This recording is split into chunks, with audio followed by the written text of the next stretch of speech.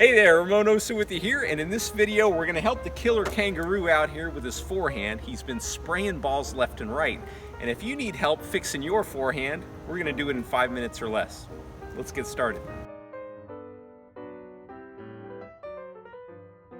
Now if you're new to my channel, I made a video a while back called How to Fix Your Toss Forever in 5 minutes or less. I think I'm going to do a little series here, so subscribe if that sounds good to you. But the thing with the forehand is, by nature, it's dependent on what your opponent is doing, unlike the toss, which you can control. Incidentally, I'll link to that video down below if you want to check it out. However, what you're going to learn in this video are the key fundamentals that you're going to execute on every technically sound forehand, with things that you're going to adapt to certain situations, like if you're hitting a high ball, if you're hitting a low ball, if you're hitting top spin, or if you're hitting with slice, that kind of stuff. So we're going to get started. I'm going to be demonstrating on the trusty eye coach here.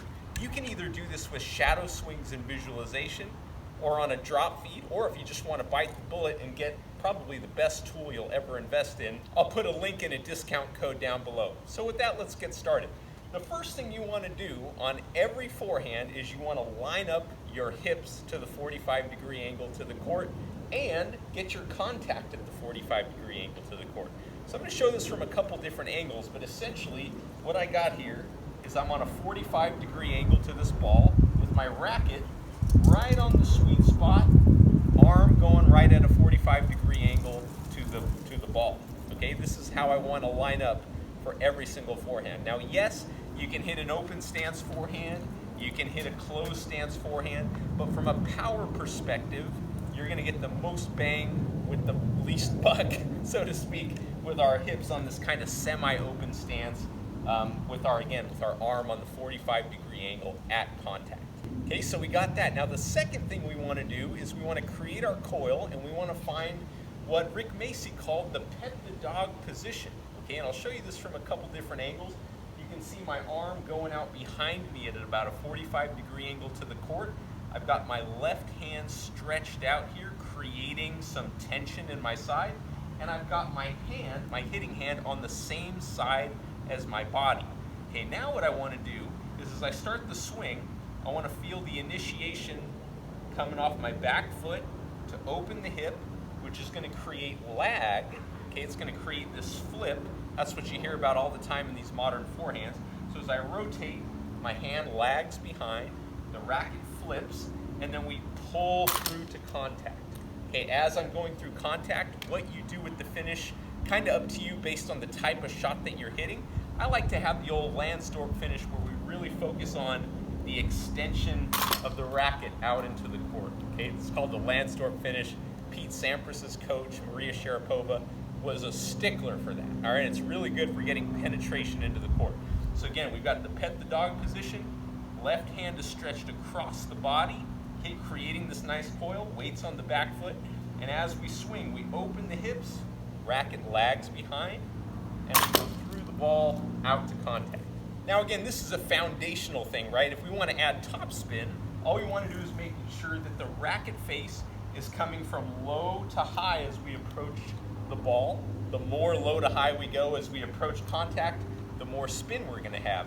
And the more horizontal the finish is, or the more horizontal the swing path is, I should say, the more of a flat shot that you're going to hit. So I hope that's making sense so far. The third step we want to do is we want to start from a take-back position. Okay, so now a good take-back position, we're going to create a nice coil by keeping our left hand on the racket. Okay, racket tip is up. You'll see some guys with this kind of thing, like Kyrgios was actually creating even more torque and more lag. I think that's a little bit extreme. I don't think you need to do it that way. You want to keep the racket tip going straight up. Now we come straight down with our hand so that we're back in the pet the dog position. Racket going out behind us at a 45-degree angle. Palm is down. You can also have the palm open this way, but you're going to get more lag and snap kind of this way. And now we go through the swing and we finish. Okay, so again, we start in our take back position. We got a nice tight coil along the opposite side of our body here. Okay, racket tip is up. We drop it down into the slot. We swing through and we finish out to contact like that. So this sort of goes without saying, right? You're going to go through this process every day and do this for about 5 minutes a day. You can do this with shadow swings or with your eye coach here, and you're gonna train these movements to be part of your forehand ground stroke, and it's gonna lead to a lot of success. All right, the next thing we wanna do, we've started from the take back. We know where the pet the dog position is. So now we're in a ready position. We don't technically know if the ball's coming to our forehand, but we do. Okay, so now the ball's coming to our forehand. The first thing we're gonna do after we come out of our split step is we're gonna start to create this unit turn. And if you watch really carefully, here's a little bonus tip. You're gonna start with the hips and your hands are gonna trail behind. And what that does is it creates a little bit of extra tension in your body that we're gonna release into the ball. Okay, so the hips start to turn, the hands lag behind as we get our feet into position. We're in our take back position now, and now you're home free. We're gonna get into the pet the dog position and swing out to contact. Okay, watch it again. Starting with our split step, turning with our hands, with our hips first, hands trail behind. We're in our take back position, down to pet the dog, and swing through to contact. And we're zipping right along. How are you liking this, by the way? Do you like this kind of 5-minute quick fix approach? Maybe I'll do it for the backhand, I'll do it for the volley. Just put your comments down below if you'd like to see that. All right, so moving on, now we're into rhythms, okay? So much of your forehand is based on rhythm, and that's where the trusty eye coach really comes in handy. So what we're gonna do now is we're gonna do all of the things that we just practiced, but we're gonna practice it in time, okay? So as you can see, starting in a ready position, turning in, 1. Now we're gonna go in right away. We're gonna hit on 3, focusing on all of those major fundamentals as the racket goes right into the ball, making contact right on that 45-degree angle into the court. And there you go, okay? So you start to get into a rhythm.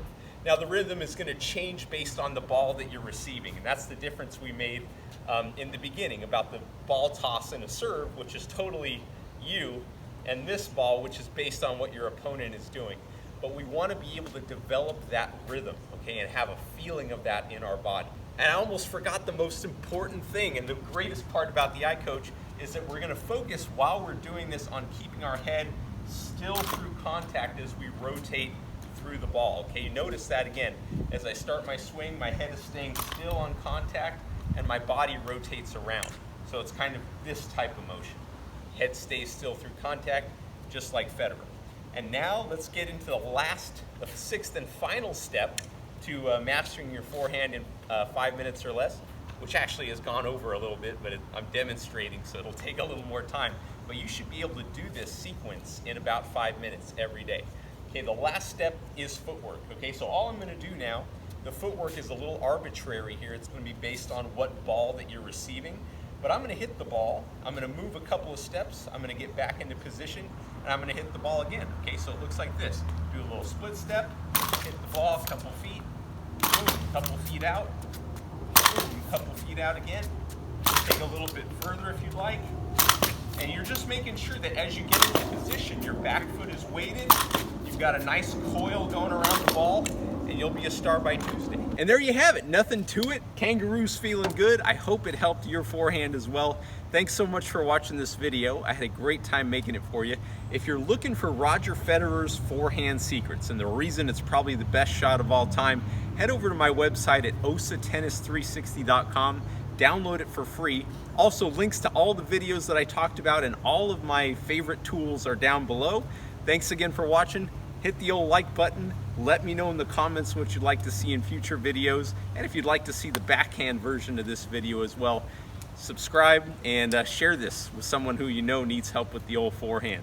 All right, thanks again for watching, and I'll see you soon. Bye. I told you you could do it, buddy.